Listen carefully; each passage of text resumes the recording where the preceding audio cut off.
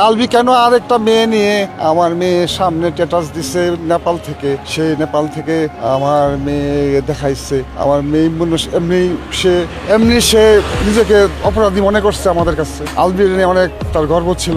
আলবি যদি সে এটা করছে আলবি, এই জন্য আমার মেয়ে খুবই দুঃখে এবং আলবির প্ররোচনায় এবং আলবির মার প্ররোচনায় আমার মেয়ে হয়তো সুইসাইড করছে। আমি আর কি বলবো বাবা, আমি বিচার চাই আপনাদের সবার কাছে। আমার অনুরোধ, আপনাদের মাধ্যমে আমি বিচার চাই, সুষ্ঠু বিচার চাই। যদি সে দোষী হয় তার জন্য শাস্তি হয়। হ্যাঁ, মামলা আমি যদি থানায় করছি, মামলা করছি, প্রসেসে আসছি। হ্যাঁ, আমরা করবো। এখন আমি আমার বাড়িতে নিয়ে যাবো, আমার ভালো কথা মামিন সিং, ওখানে তখন আমি থানা থেকে সব কাগজপত্র নিয়ে আসছি। এই যে এখন নিয়ে গিয়ে বুঝে করছি, এখন নিয়ে যাবো।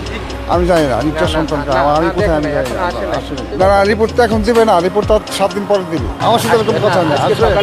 আজকে সকালে ফোন করছিল, আমরা কথাবার্তা বলছি, তো বলছে যে ঠিক আছে নিয়ে আসতেছি, কিন্তু এখনো পর্যন্ত আসে না। আমি জানি না, আমি দিয়েছি।